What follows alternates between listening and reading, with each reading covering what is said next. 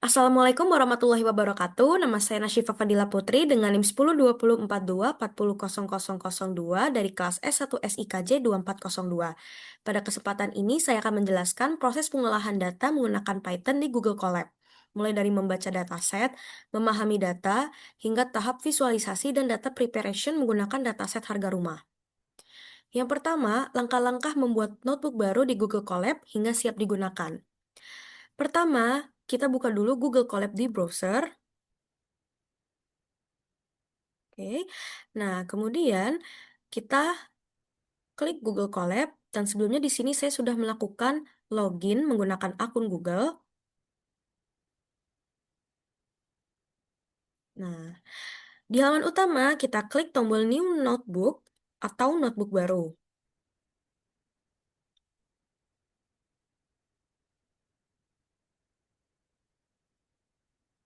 Nah, setelah itu akan muncul halaman baru yang berisi sel kode. Nah, di sini kita sudah siap untuk memulai coding menggunakan bahasa Python. Di sini kita bisa memasukkan kode dan juga menambahkan teks. Kedua, langkah-langkah menghubungkan Google Colab dengan Google Drive sebagai tempat penyimpanan dataset serta menampilkan sintaks yang digunakan. Oke. Selanjutnya, kita hubungkan Google Colab dengan Google Drive supaya bisa akses dataset. Nah, pastikan dataset telah di-upload di Google Drive terlebih dahulu seperti ini. Selanjutnya, kita lakukan perintah mount. Kita connect dengan Google Drive. Kita jalankan untuk sintaks ini. Nah, kita connect Google Drive terlebih dahulu.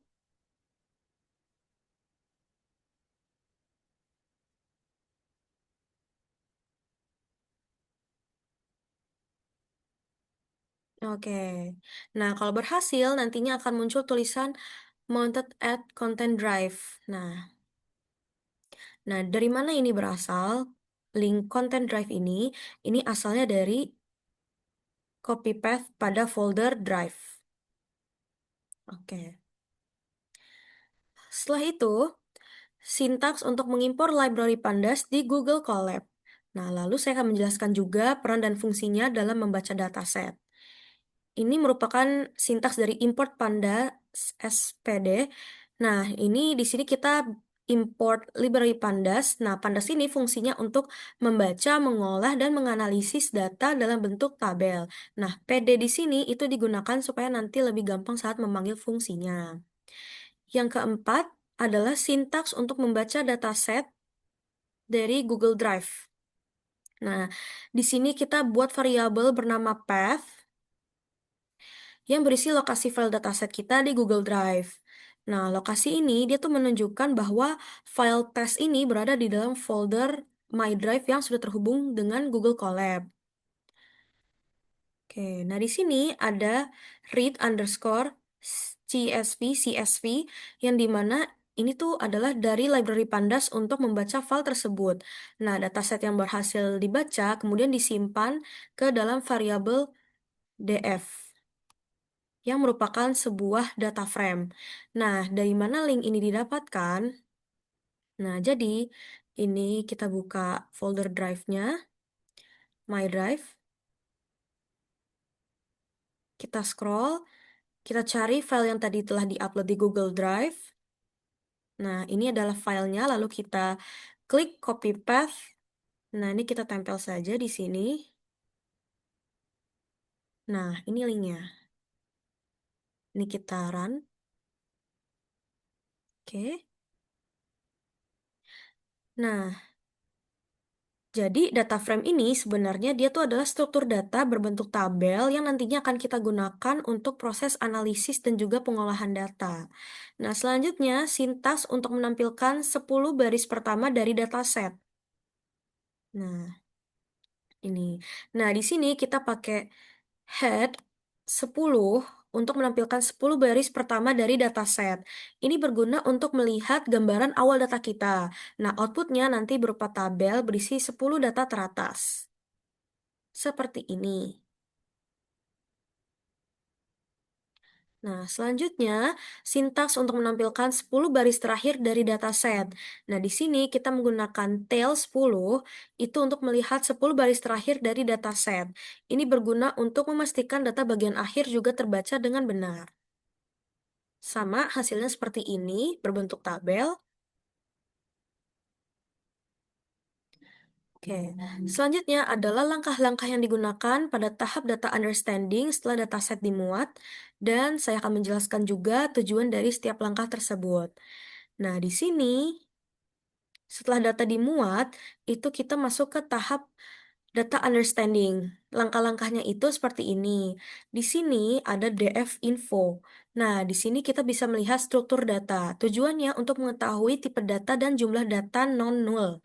Lalu selanjutnya ada statistik deskriptif, DF describe. Nah, ini untuk melihat rata-rata nilai minimum, maksimum, dan yang lainnya. Lalu di sini ada melihat nama kolom pakai DF columns.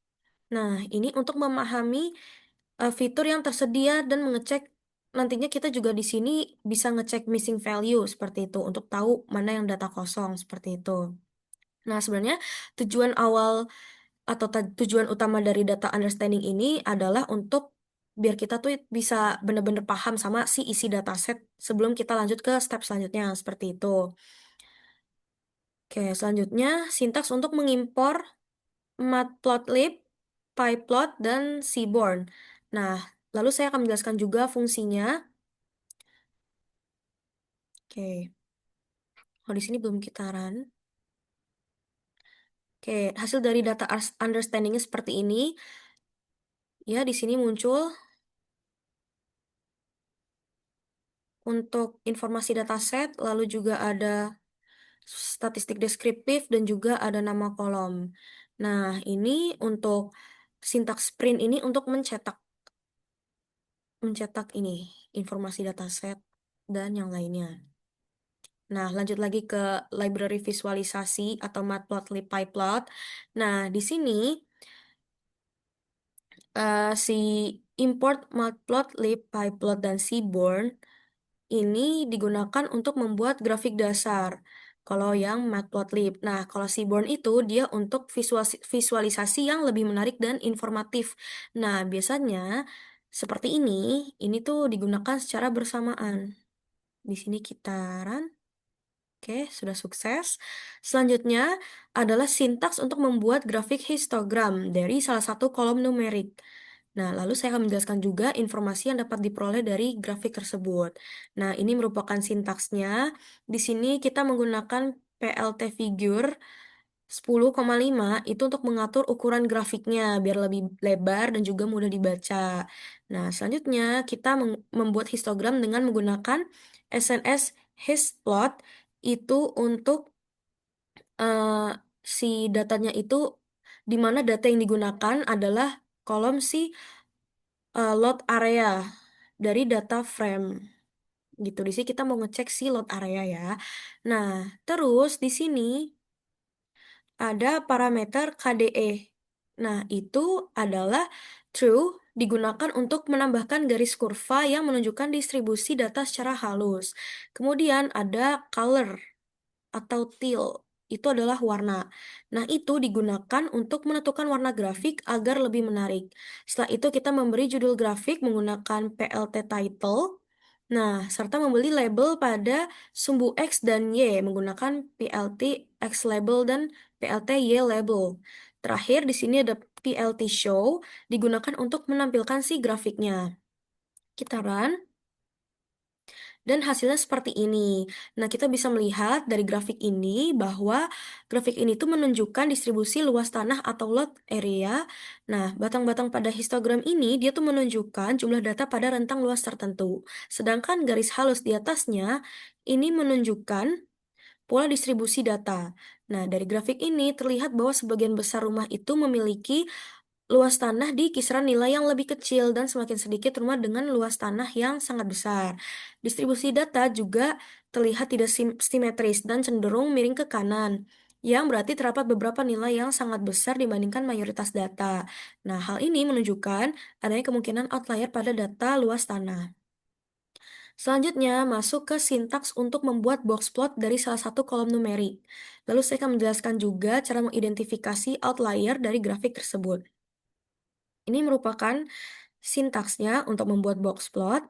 Nah, di sini pertama kita menggunakan PLT figure 10,5 untuk mengatur ukuran grafik juga agar lebih lebar dan mudah dibaca. Selanjutnya di sini membuat box plot menggunakan SNX box plot itu untuk untuk membuat box plotnya iya dengan data yang diambil dari si kolom load area sama seperti sebelumnya. Nah, parameter XDF ini itu menunjukkan bahwa data ditampilkan secara horizontal. Kemudian, color orange itu digunakan untuk memberi warna pada box plot agar lebih jelas dan lebih bagus istilahnya gitu. Nah, setelah itu kita menambahkan judul grafik menggunakan PLT title dan label sumbu X menggunakan PLT X label. Nah, terakhir, PLT show digunakan untuk menampilkan grafik. Nah, di sini kita akan run terlebih dahulu. Dan berikut ini adalah hasilnya, hasil dari grafik yang telah dibuat itu. Nah, grafik ini adalah box plot yang digunakan untuk melihat penyebaran data dan mendeteksi outlier. Nah, bagian kotak atau box ini menunjukkan rentang antara kuartil pertama atau Q1 dan kuartil ketiga atau Q3. Sedangkan garis di dalam ini menunjukkan median atau nilai tengah data. Nah, garis yang memanjang ke kiri ke kanan disebut whisker yang menunjukkan batas data normal. Titik-titik yang berada di luar ini, nah di sebelah kanan ini, itu menunjukkan adanya outlier dengan nilai luas tanah yang sangat besar. Nah, hal ini juga menunjukkan bahwa distribusi data cenderung tidak normal dan sedikit miring ke kanan. Selanjutnya, langkah-langkah utama dalam tahap data preparation sebelum analisis lanjutan. Nah, pada tahap data preparation, saya melakukan beberapa langkah utama agar data siap digunakan untuk analisis lanjutan. Langkah pertama adalah mengecek terlebih dahulu dari si missing value. Nah, ini adalah sintaksnya. Lalu kedua, menangani missing value. Oke, ini sebelumnya untuk jumlah data kosong per kolom. Nah, selanjutnya ini menangani missing value. Selanjutnya, saya menghapus data duplikat untuk menghindari data yang berulang. Dan berikut ini adalah sintaksnya, drop duplicates. Selanjutnya adalah saya melakukan encoding pada data kategorial. Ini adalah sintaksnya. Lalu di sini ada normalisasi data. Kita run. Oke. Nah, langkah-langkah ini bertujuan agar data menjadi bersih dan siap untuk analisis atau modeling. Nah, di sini kita akan menampilkan data setelah data preparation, dan ini adalah hasilnya. Nah, yang terakhir adalah jika terdapat missing value, outlier, dan data duplikat, nah metode apa atau penanganan apa yang dapat dilakukan untuk masing-masing kasus beserta kelebihan dan kekurangannya. Dalam data preparation terdapat beberapa permasalahan data yang umum, yaitu missing value, outlier, dan data duplikat. Nah, untuk missing value, metode yang dapat digunakan itu adalah menghapus data atau mengisi nilai kosong menggunakan mean, median, atau modus. Nah, kelebihannya mudah dilakukan, tapi kekurangannya itu dapat menyebabkan kehilangan informasi dan berbeda dengan outlier. Nah, ini tuh metode yang digunakan menghapus outlier atau melakukan transformasi data seperti log. Nah, kelebihannya itu data menjadi lebih stabil. Namun kekurangannya adalah kemungkinan kita bisa menghilangkan data-data yang penting. Nah, sedangkan untuk data duplikat, metode yang digunakan adalah menghapus data yang sama. Kelebihannya adalah data menjadi lebih bersih dan tidak bias. Nah, tapi kekurangannya itu hampir tidak ada, namun tetap perlu juga memastikan bahwa data-data tersebut benar-benar eh, duplikat. Ya, seperti itu.